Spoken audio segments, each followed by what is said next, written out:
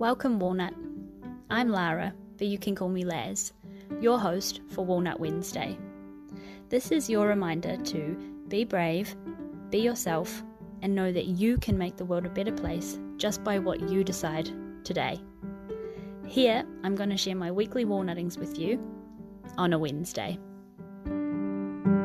Hi, Walnut. Welcome to another episode of Walnut Wednesday. It is me, your host, Laz, and we are back every 10-ish episodes with the beautiful, the amazing, the delicious Kate Bromley. Hey. Welcome back. Welcome back. Kate, introduce yourself, please, to the Walnuts who are just tuning in for their first time and haven't met you yet. All right. I am Kate. I'm Lara's best friend, or one of her best friends. And we've known each other for 12 years, but more than 12 years. Yeah. Something like that. And yeah, I'm kind of like couch surfing, shall we say, but I am based in London. I've been there for the last 8 years in the film industry, commercial film. And love movies, making movies and traveling and talking with Lara on her podcast. Yes. And we love having you. There have been lots of feedbacks, Walnut, if you're new here, that you just want to hear more about our like travel escapades and everything. So these episodes, Walnut, are like you're a fly on the wall to how we actually talk. We have come off the back of off air some really like we both kind of punched each other in the face a little bit today. Not aggressively, but just some heavy truths. We have some really, really great discussions, don't we, Kate? So this episode is really, really beautiful because we are at 199 episodes of Walnut Wednesday. And it is so timely because Kate has just finished the El Camino. Do you want to just tell us what that is to the Walnuts that don't know, Kate? Yeah, because it's not super well known in New Zealand, like in a lot of countries. I heard about it actually through a American film called The Way, which is what El Camino means in Spanish. Chef's And it is to that film. Oh, yeah, it's a really good way to sort of get an idea, although I need to watch it since doing it to see if my future. Anyway, but it was a great way to find out about this thing. And it's hundreds and hundreds of years old. It was a religious pilgrimage, and people could start all over Europe, but the common place, the French way, is to start in France near the Spanish border, and you literally walk across Spain to Santiago de Compostela, which is near the west coast of Spain. So you start east and go all the way across. And people do it for all sorts of reasons now, and the way still exists, whether it's up in the mountains or alongside roads or going into cities or in the bush, whatever. And it's about 500 miles, like over 800 kilometers. And yeah, I mean, I'll go into more of it, but like a lot of people also after Santiago will continue to the coast to a place called Finisterre, which is the end of the world, or it's considered the end of the world, because back then, before America was discovered, there was nothing out there. It was the ocean, and that was it. It was the end of the world as far as people were considered. And I went that far as well. And that's when I felt that I had done it. That's when I felt done. I just have chills because it is like a bucket list item of mine and my sister, actually. So I'm really looking forward to hearing about this. Roughly, Kate, tell me, how many days walking did you do all the way up till the end of the world, just to get some perspective if people like me don't know what miles means? Yeah, no, good question. I mean, I by no means did it quickly. I took my time and I took rest days in cities. But if I took the rest days out and I just was like the days I spent walking, whether 20 kilometers or 10, I think it was like 48 days, maybe slightly less, maybe 46 days. A lot of people could do it in 35 with a couple of rest days fairly comfortably. Yeah. I took my time. Yeah. And you had the time too, like the all signs in your life led up to being able to just to embrace that walk, wasn't it? So Yeah. that was a good slog of 5 to 8 hours of walking, right? Every day. Yeah. On I your mean, own. Yeah, I mean, not always, but yeah, I started on my own. The first day actually was 12 hours, but that's a whole thing. And that was over the Pyrenees, literally going over a mountain range. Day one was a rude awakening. But that was the hardest day. So some days I'd maybe walk 3 hours, or some days I'd walk five, or some days I'd walk seven. So it varied for sure. Yeah, nice. And so Walnut, basically, it's like you're walking, and then you stop in little cities or towns or villages, and you'd book a hostel. Is that right, Kate?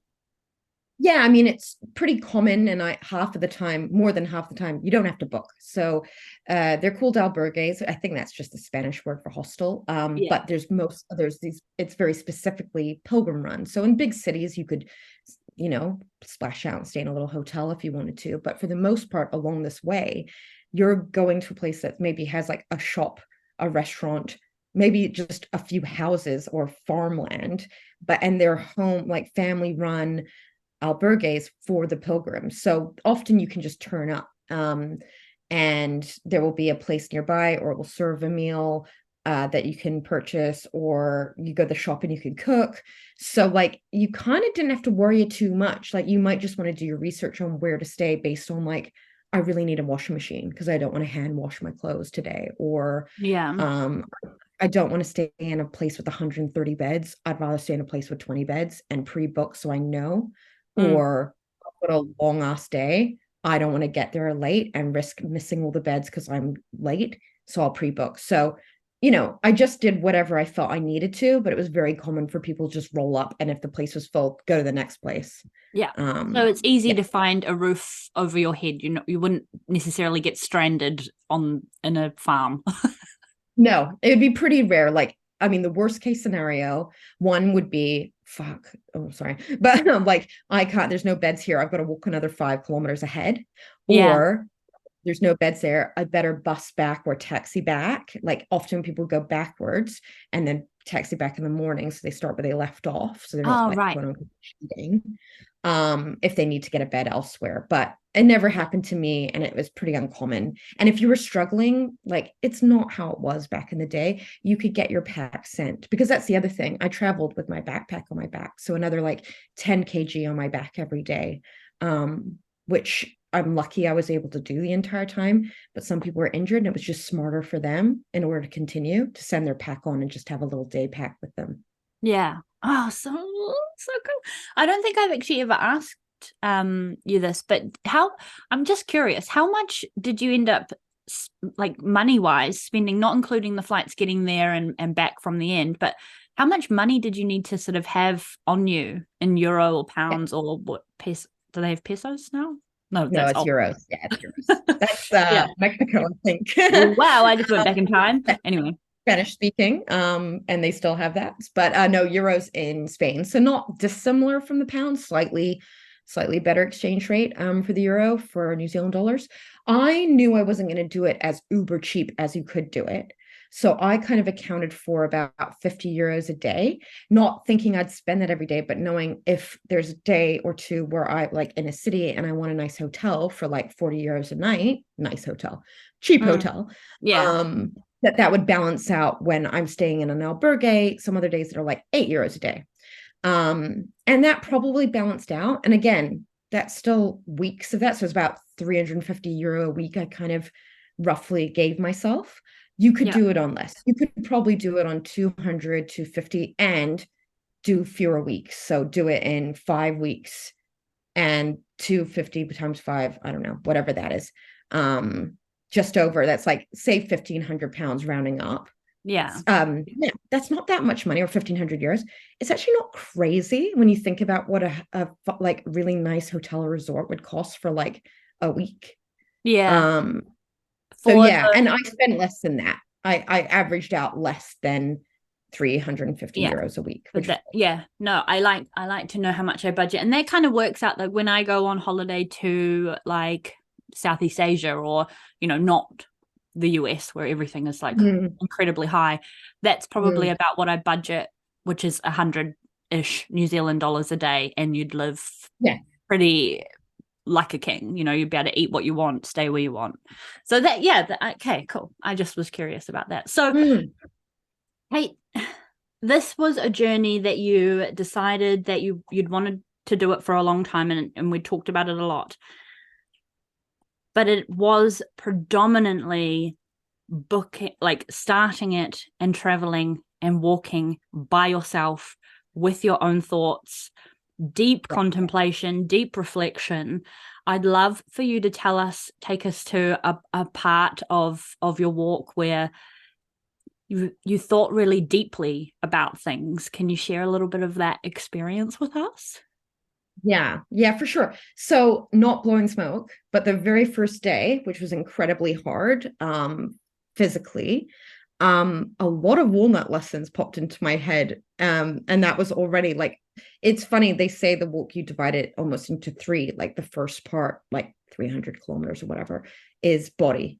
It breaks your body, it builds your body, all that. And then there's the meseta, which is almost like, people say like the desert, bit more barren, bit more flat. It's nowhere near like that, but it is a bit harsher and a bit more plain sailing, which is for the mind. And then they say the last third of the walk is for the soul. So I had different periods of how I had deep thinking, almost in tune with that, which I didn't find out till after I was past part one. Yeah. So near the beginning, when it was the body, I remember thinking to myself, like, gosh, you're not spending any time thinking about your life or having revelations. Like, you're just thinking about walking. And it was like, yeah, because this is new. Like, this, it was intense. There was a lot of mountains, but I did think of life lessons like one step at a time, stay in your lane. Like, I'm not racing anyone else. It was like, as long as I'm putting my feet in front of each other, I'm doing fine. And very good positive self-talk, which I realized is a huge achievement that I probably couldn't have done on other points in my life, or at least not as easily. So quite big contemplation in the sense of like, I'd have quite euphoric emotions when sometimes I'd reach my destination for the day because I'd be in pain, I'd be hot, I'd be like, I need to get there. And like I'd achieve it and I'd see it and I'd literally like be overwhelmed and be like, I'm so proud of myself. And like I Yeah. did it and just alone in that. Yeah. Um, and one key thing I got right at the beginning, because it was nothing but hills, was you want to think, oh my God, how am I going to do this? How many more hills are ahead of me? I've got 800 kilometers. I've got weeks of this. And instead, the thing I kept thinking was every hill climbed is another hill conquered. It's one less to climb. And that was really big. So that I'd Yeah. say is like a big thing from like the body part. Then the Yeah. mind part, I kind of had gotten into it a bit more, and I knew I made some friends, but I did know I still needed my own time, and I wasn't trying anymore to like have these epiphanies.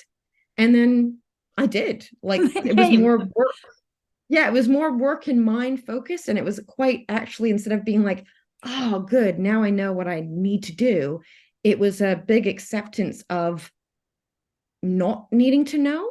It was like, what you've always had difficulty with is actually being open to things because you're bogged down in life, right? You got your rent, or you got, your stuff in a place, and you can't just pick up and leave because there's logistics.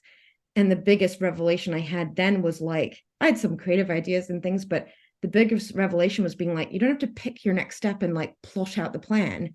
Maybe stick with being unattached, and that way you're open to opportunities that maybe you can't just whisk up in your head, that you Yeah. don't even know exist. Just being really And present with the what next step in front of you right now. yeah, but also being like, when I was thinking ahead, which was like I was at the point now where I could think more future focus. And I think that was the thing, is being like, not having a plan doesn't mean you don't have a plan, which doesn't sound like it makes sense. But like, No, it what I does. realized was I couldn't generate a plan out of nothing. I could decide I'm going to move to New York, or I'm going to go make a film in New Zealand. And I could try to make that happen. But what came to me was the thing, you kind of know vaguely where you want to go and what you want to do. What if you're just open to any opportunity to do that? And I was already in that place, and I thought, good, Mm. my plan now is to go back and look at what opportunities are out there, not pre-decide a Mm. path. And Yeah. that's quite kind of, wild. So thus couch surfing and staying at friends' places in London. And then later, as I always am likely to do, I've voice noted you and a few like things from my past, I guess from my soul, like things that I didn't even know needed healing. Like the amount of arguments I've replayed in my head Yeah. with like guys or colleagues or managers or family members, and they just bubble up, and I'd realize I'd be like, you've been thinking about this for 20 minutes. What's that? Why is that still even there? Yeah. Kind of like when you have a dream about someone from high school you haven't seen in years, and you're like, what was that about? It's Yeah. like your brain having a filing system being like, no, we just needed to like finish that and then we can close it. And again, it just kind of came up random times sometimes. And yeah, so anyway, that's a very long answer, but yeah, so many different kinds of ways, like, and it did seem to attach to body, mind, and spirit. It was Yeah. quite interesting. It's it's really interesting because that's what sort of with Kundalini yoga, you put yourself into, not to compare your ginormous effort into like a 3-minute breathwork pose, but Yeah. that's what that kind of practice is all about too. It's Mm. firstly you have to get rid of the physical not ailments, but you're holding your arms in strange positions and you think, oh, 3 minutes, it fucking hurts. And you have to keep Mhm. going with that physical for a really long time before you hit that like emotional and spiritual euphoria that actually comes from the Mm. position. It took me a really long time to do like fire breath position. It's called breath of fire. I call it fire breath. Um, before I actually got that like whoa moment, because every single time I did it, it was just 3 minutes of you can do this, you can hold your arms up that long, you can do this, you can do this, until it Yeah. wasn't you can do this anymore. It was just like seeing all this like woo woo crazy shit and feeling that empowerment of like, whoa, I got there, you know. I had something else to say That's a and I great, no, that's a really good similar example. And I think the thing that I needed, and I don't, there's probably people who listen are similar, is like I really struggle to show up or to do things that are hard if I don't have to. mm, And I mean, I suppose I didn't have to do the walk, whatever, but I knew I could put myself in a position where it was like, you need to walk to get to your next place. Sometimes it yeah, would be really difficult not to, even if I decided, oh, I need a taxi. You're kind of in the middle of nowhere. It's quite hard to. It's not impossible. And so totally that. But if I was trying to do, say, meditation or whatever, I would really struggle to show up beyond that point of this isn't sparking some revelation for me. I'm just thinking about what I'm doing and that it's uncomfortable or whatever. And even on the walk, that's what I was thinking. I was like 4 days in. I was going, oh my God, you really haven't done any deep thinking. And I was like, calm down. You're 4 days. It's going to be a while. Like, calm yeah, down. Again, the more I just gave into it, the more it ended up coming. But like, my body needed to be like broken in first. And it took a yeah, while. it does. But I It's had to hard. be sort of forced, not forced, but like in a kind of extreme situation where it was like, yeah, there wasn't a lot of like going to retreat or something where it's regimented. That works for someone like me, whereas you're much better at self motivation, and I think, and showing up for yourself. Oh, thank But you. you really are. um So whatever works for people, it's kind of like if you think you can't do it, put yourself in a situation when maybe you don't have a lot of choice. See what you're made of.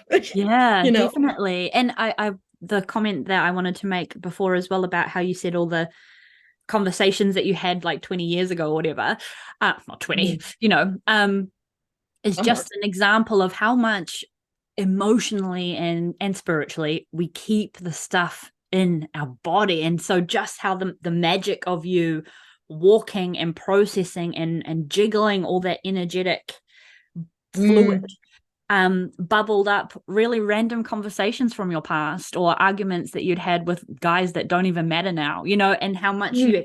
we actually keep that in our bodies. And Kate, you've actually ended up losing quite a lot of weight. Obviously, you're doing a lot of physical activity, but it's also that emotional baggage that has been released. And Kayla Anderson, who's been on the podcast, she a little while ago Mm.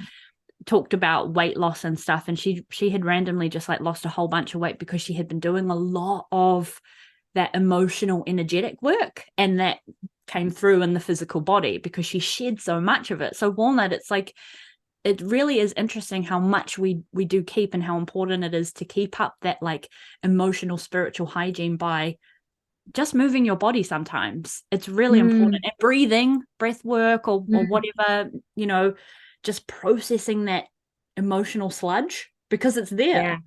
Yeah. And being kind to yourself when it's like it doesn't necessarily click in straight away. Like you'll love this. I think I told you, but there was one day fairly early on when it was kind of quite like in the bush. And I'd stayed in sort of a random, there's kind of like stages where like commonly people stay in bigger places or whatever. And I happened to stay in a smaller place because I needed a short day. So I was fairly alone for quite a while. And because people are either way further back or way further ahead. And at some point, it was like I kept hearing like I'd hear like a twig snap, and I'd be like, "What's that?" Like a deer, like literally a deer would be like, "Whoa," and then I'd be like, "Okay." And I might have been listening to music or podcast, can't remember, where I was just walking and it happening, and I started like, you know that scene in Snow White when she goes into the forest and she's like, all the branches look like claws and there's like eyes looking out. She's like, "Oh," and I'm going like that. And I'm thinking things like, is someone watching me? Like I could be alone. No one would know. And all the terrible things horribly that often women would think too. Yeah. And then I went, wait a second. Why don't you just listen to your surroundings? So I paused and I just stopped and I looked around and I was like, there's no one there. And I was like, just listen then. And eventually I'd hear like a twig snap or whatever. And I realized it's like birds in the trees or just little twigs coming off the branches because they're wet from the dew. And what I was afraid of was the sound of nature that I was in. Wow. And it was like, I'm not used to it as well. And that fight or flight thing is useful. But that thing of being like, I could have just been very worked up for a very long time, which also could have very easily led to me tripping or injuring myself or just being in a nasty, stressful state. And I just had to be like, listen, just listen.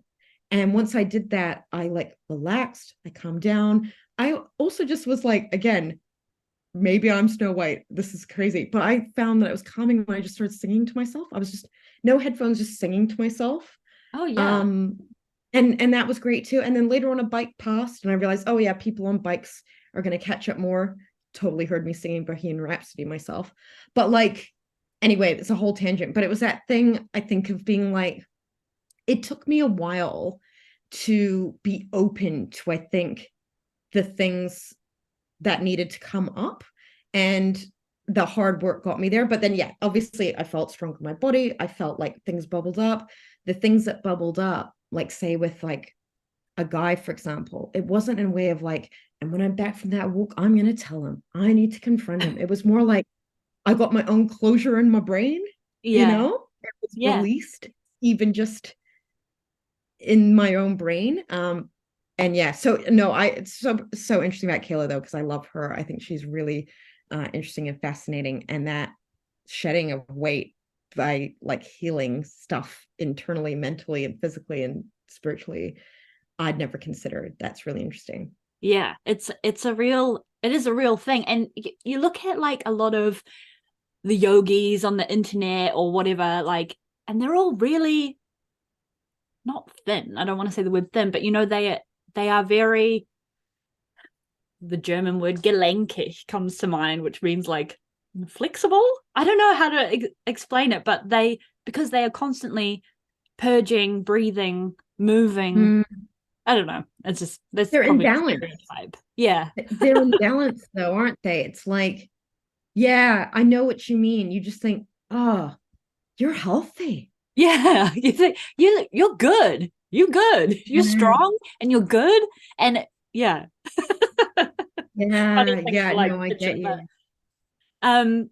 oh my gosh. So Walnut, and Kate, I'll get you just to kind of clarify, because I know that if it were me listening to this, you had had this planned in your mind for quite some time. So you had magically, timing wise, you needed to move out of your flat. You were coming to New Zealand, so you kind of packed everything up and went. So it kind of just all fell into place that you could really take your time and do your 40 plus days with that. You weren't like limited to when you needed to finish by because you had nothing on the other, not nothing, but you know, there was nothing you were bound to on the other end.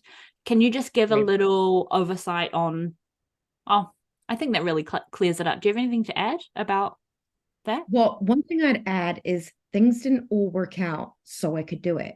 I decided to do it and then things started working out. Do you know Yeah. what I mean? So like, Yeah. you know, people go, oh, well, it's not the right time. And look, you still got to plan your time. But COVID had happened. I've been wanting to do it for years. And I thought last year was a lot of catch up stuff, like going to my cousin's wedding or people visiting or going on trips for birthdays, like wonderful things, but things that I needed to do with other people slash kind of for other people, you know, want to be there and celebrating those things. But this was something I knew this year. I was like, right, I've caught up. I have to do things for myself. And you've got to make the time. So I was prepared to do whatever I needed to do, walk it faster, or I would have worked it out. Yeah. However, when I'd made that plan anyway, and I was working hard to make money and things in the beginning of the year, I could have seen this as a terrible sign that things were going badly because my rent got hiked up by an extortionate amount because there's no rules in London, it's the Wild West. And I was quite downcast for a minute, like, I'm so powerless in this life. I'm beholden to landlords and their whims and their greed and all these things. And that quickly went to, or is this a gift? Could this be useful? What if I didn't have to pay any rent or any bills while I'm on the walk? I didn't even think about being untethered in general and coming back and being quite free. That sort of was there, but I mostly it was like, oh my gosh, all the money I have saved only will have to go towards sustaining me on this walk. And I was going to do it regardless. And I would have found a way then too. But it is a good reminder in that thing of being like, make the choice, then make it happen, rather than see the way it's possible and work out every little step before you even decide if you're going to do it or not. Because a Yeah. lot of people spend all this time planning. And as we know, you know, make plans, God laughs, is that COVID can happen, or you could, you know, God forbid, like you lose someone in your family, or things could happen. Then, you know, it just, the time passes you by and you realize you already had the perfect time and now it's past. Mm. Um, it sounds simpler than it is, but honestly, I've done a lot of things in my life, and by all accounts, by the money I've earned or not earned, and the jobs I've had or not had, or the money I've had to spend on rent, by all accounts, I should not have been able to have done as much as I could do, but I prioritize it. So I Yeah. have.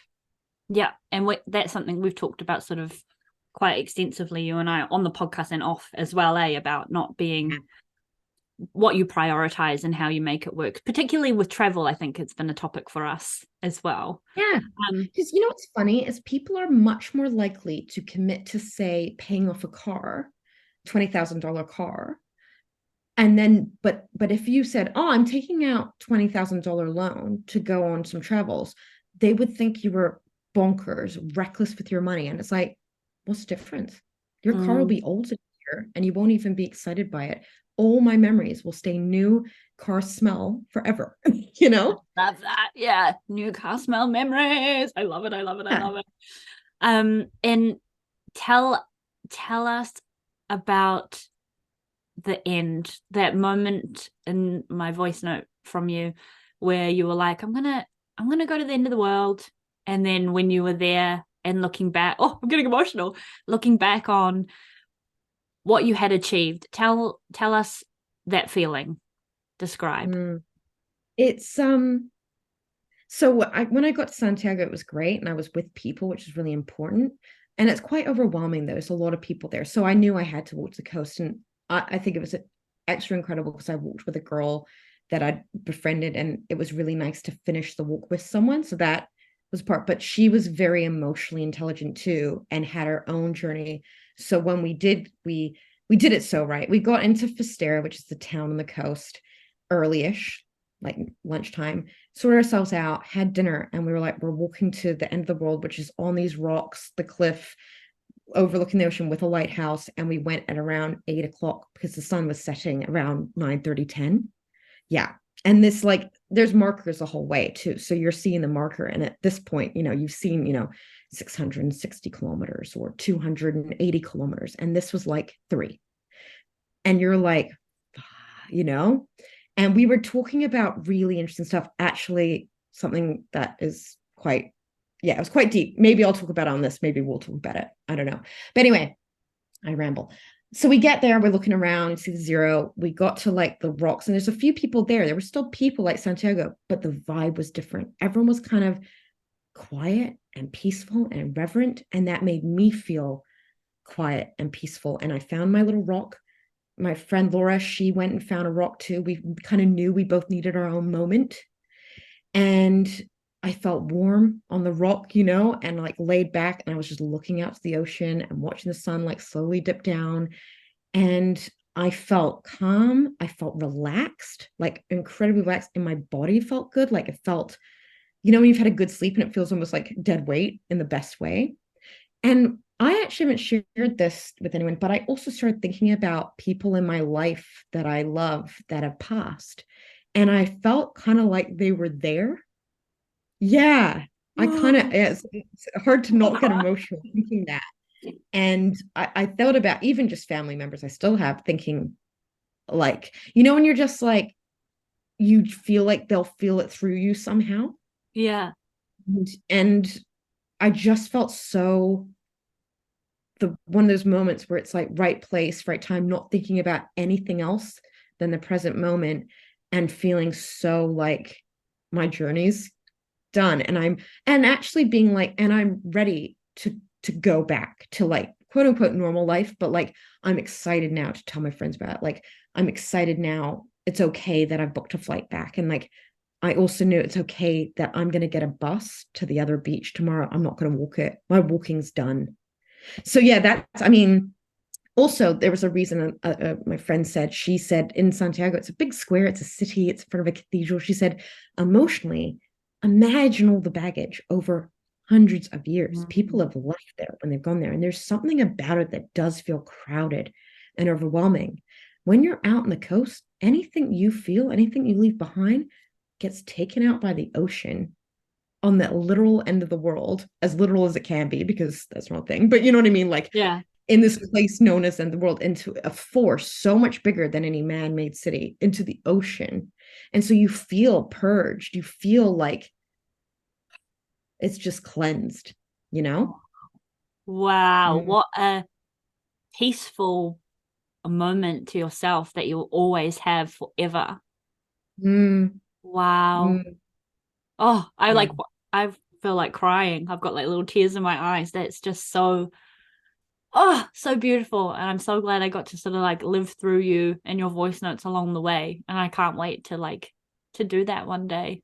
Oh, tell us, It, sorry to interrupt. Tell us your yeah. favorite moment. I know there'll be many, but do you have a moment that you felt complete just joy or elation, or rather Oh, than the depth, obviously? lots of joy and elation. A lot of that was about reaching the top of a mountain and the view, or running it.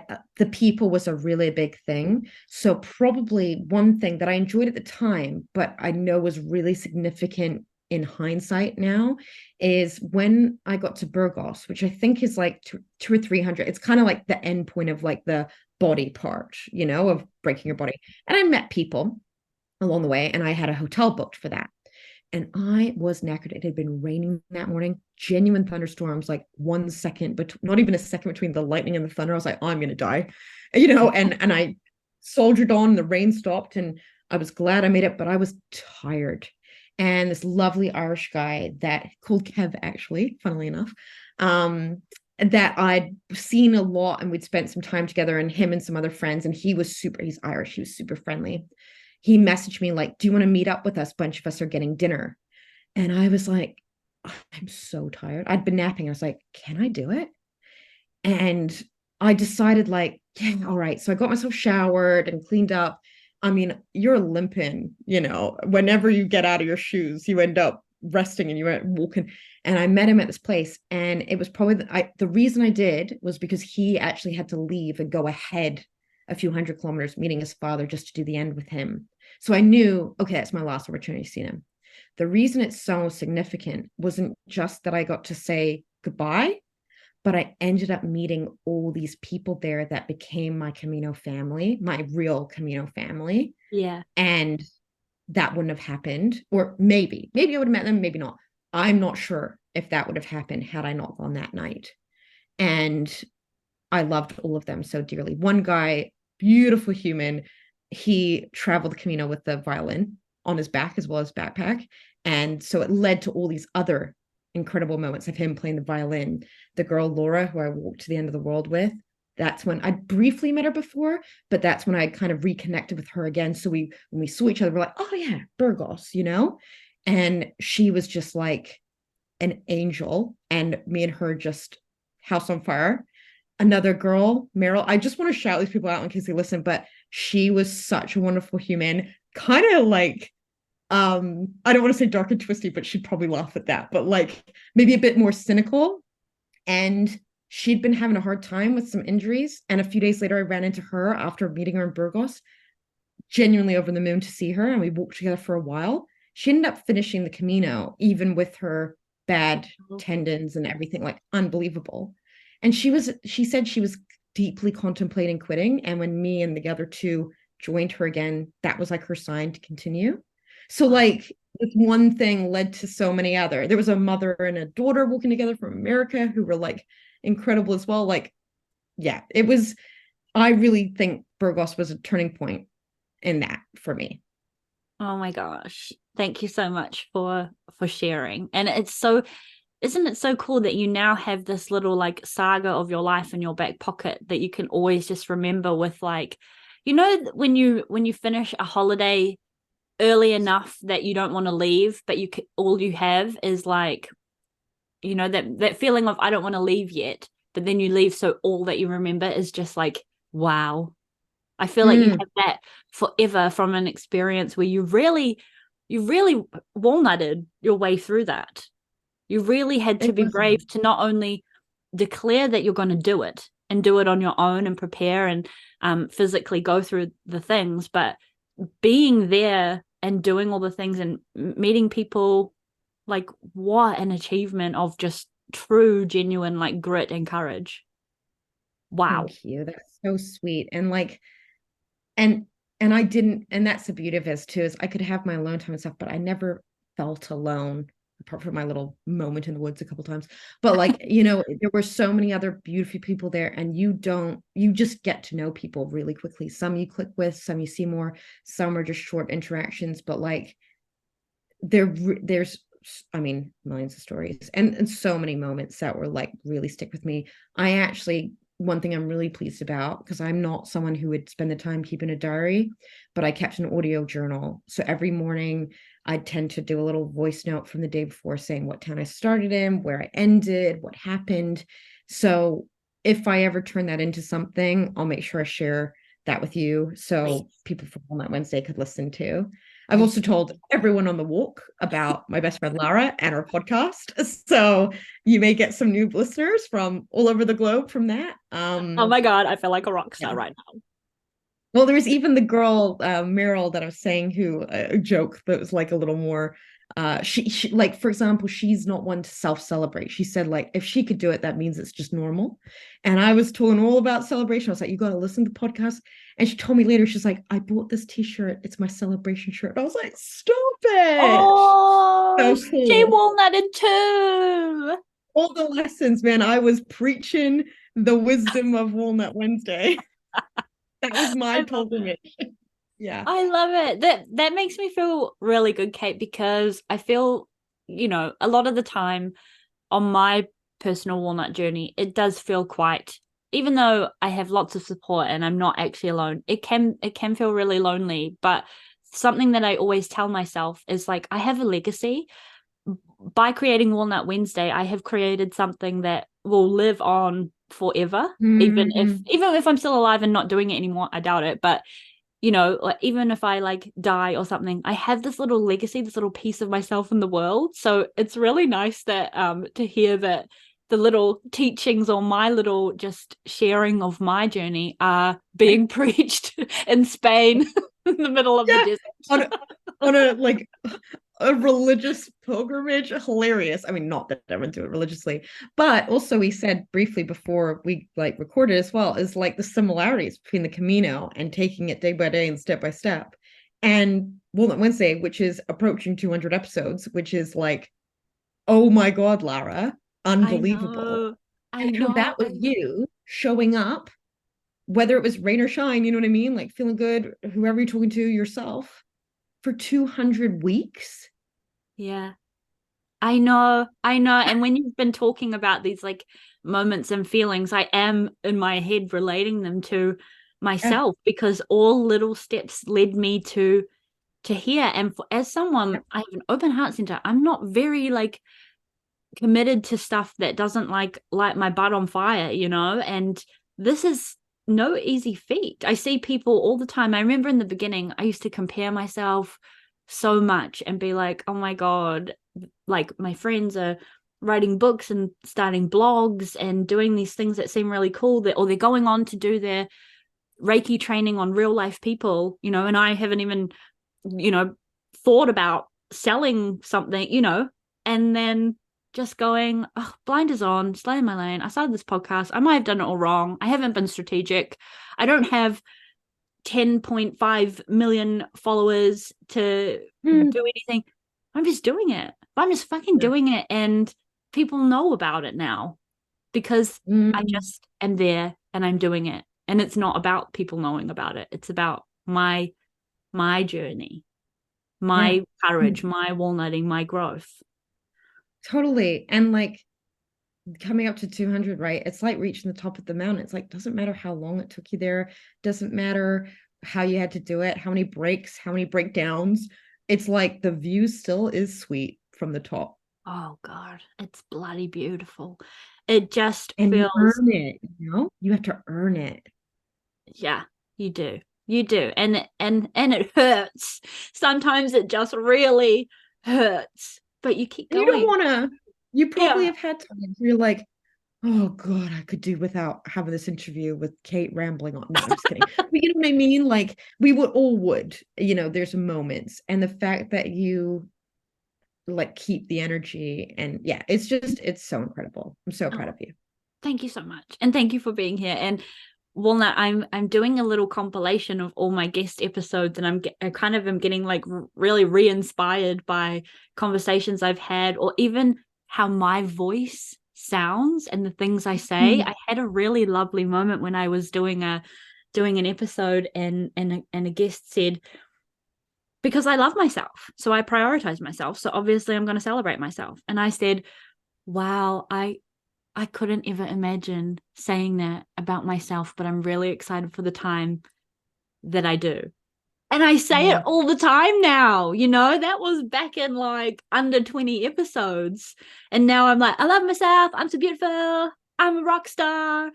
It's just and so, you would now be the one telling someone that who might think the same as you as well. Be like, yes. and that's the thing. It's like you don't necessarily realize the growth of the change until you're well in it. And then you're like, oh gosh, yeah, I forgot I ever didn't think that way.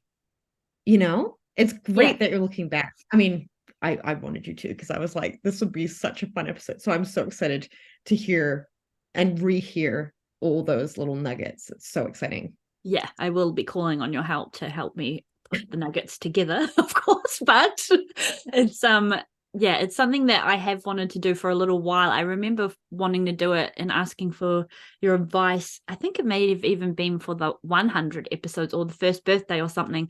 It didn't quite work, and now yeah, it's anyway, regardless, it's just fun to like listen back, because I listen to the Mm. episodes when they happen, but not later. And so yeah, pulling up all these ones from way back when is such a strange experience. Like when I listened to the first ever episode, Origins of Walnut Wednesday, why I started it, and I said, I'm doing this for me, la la la la. And then a few eps later, it's like, I lied. I'm not doing it for me. I'm doing it for you. I'm doing it for us. I'm doing it for everyone. It's not just that was a cop out, and it's like that was only like a couple weeks between, but there's just been so many beautiful moments that I do have that elation and that joy from just creating this, which links to your journey on the walk as well. For sure, yeah. I love it. And Walnut, if you didn't know, I can't remember if I said this at the start of the episode. So Kate has been an avid, like, whoa, yeah, go for it, like, supporter of Walnut Wednesday since day dot. And I had this joke that, we had this joke. I had Kate on as a guest, my first ever guest for episode 10. And Kate made a little joke like, yeah, we'll talk about it on episode 20. And we were like, okay, ha ha ha. And then every 10 episodes we've had a chat with Kate. And I know that, Walnut, if you're listening, you do love them because you've told me. But it's been this running thing where every 10 episodes we have one of our amazing, wonderful chats, Kate. So thank you for being here up to episode 199, baby.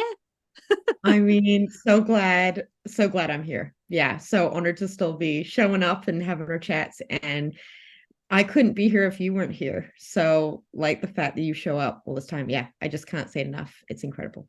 Oh, thank you. And may it long continue. Consider this your forever 10 episodes invitation, because we just have so much to share. And I think also you're a big part of my life. Like, I will always message you with an idea or ask for some feedback. And yeah, it's great to be able just to share these conversations with the walnut tree and with the walnuts listening, because that's what my life is too. This is how I speak to you in real life and ask you stuff and lick your butt and you lick mine, and there's a lot of licking and it's lovely and amazing. So just, thank you for coming along the Walnut Wednesday journey up to episode 199, and thank you for sharing your a little piece of your El Camino wisdom and your, oh wow, I just can't wait, and I'm looking forward to whenever you make your audiobooks, audio voice notes into something, because I'm sure I speak for all the walnuts listening that's going to be a really profound, beautiful piece of art that I'm really excited to sink my butt into, for sure. Oh, that's so sweet. Yeah, I probably will at some point. Like, it is like a diary. So, there might be some bits I don't want to share, but I'm pretty open too. And like, as well, like, that would be my version to be able to look back, like the way you are going through your episodes. I'm so glad I've got my own voice, the way I experienced it in the moment, recorded. And that's like what you have with the podcast. It's so cool, isn't it? Just to have that. It is exactly. Oh, it links so well and ties up so well. Yeah. Kate, do you have anything left on your heart that you just want to share with the walnut listening before we kind of finish up? I don't know. I think just I sometimes I said to someone, I sometimes think of myself as a fearful person, or risk averse, or I don't know, that kind of thing.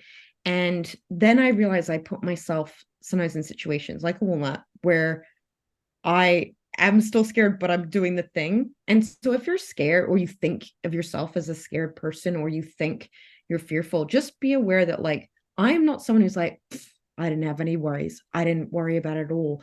Like, when you hear about people doing things that you think are, or the podcasts that are inspiring or daunting, I think it's important to also hear from those people that, like, yeah, I was scared as fuck, but I did it anyway. And that if it hadn't have worked out, it wouldn't have worked out. And that's okay. But, like, give it a go. Like, you've got more about you than you probably think, because I certainly found out that I was made of stronger stuff than I'd given myself credit. I'm gonna cry right now because I feel like you're talking directly at me. She's like, I am. Kate, final question before we close this amazing episode and the last episode of the 100s for Walnut Wednesday. What does being a walnut mean to you now at episode 190 freaking 9? Yeah. I think if it's being a walnut for me is that moment I felt even on the first day of the walk, and I carried it through, is having the strength and the mindset of knowing and focusing of like, I don't have to worry that I can't do it, because I will continuously look at the evidence that I can. Every hill climbed is a hill conquered, and it's one less hill to climb. And that's what walnutting is. It's every time you do something, you've achieved it. Scary, hard, sweating your, back till it's like soaking wet, but you still did it, and it gets easier. So that's what being a walnut is. It's like each mountain, each hill, you just conquer one at a time. Thank you so much. Thank you so much. I'm probably gonna stop recording and cry some more. Thank you. That was so beautiful. Walnut, if you enjoyed this episode or have any more questions, let us know in the Walnut Tree, or Kate's handle will be in the show notes. We're always around. I'd love to know what you thought of this episode, Walnut, and I'd love to know how you feel about Walnut Wednesday, the journey in general. And please come and bask and share with me if you've been here along the way, or even if you're new. Tell me what you love about this podcast, about this movement, and jump into the Walnut Tree. And Kate, I fucking love you. Thank you so much for all you do in my life and your whole world and everything, and for being here. I honestly, the sun shines out of your butt, and it is the most shiny, glorious, warm, joyful, delicious butt I've ever had in my life. I'm just so grateful for you. I'm going to start crying. Thank you. Thank you. Thank you. Thank you. I love you. Have a happy Walnut Wednesday, and I will talk to you next week.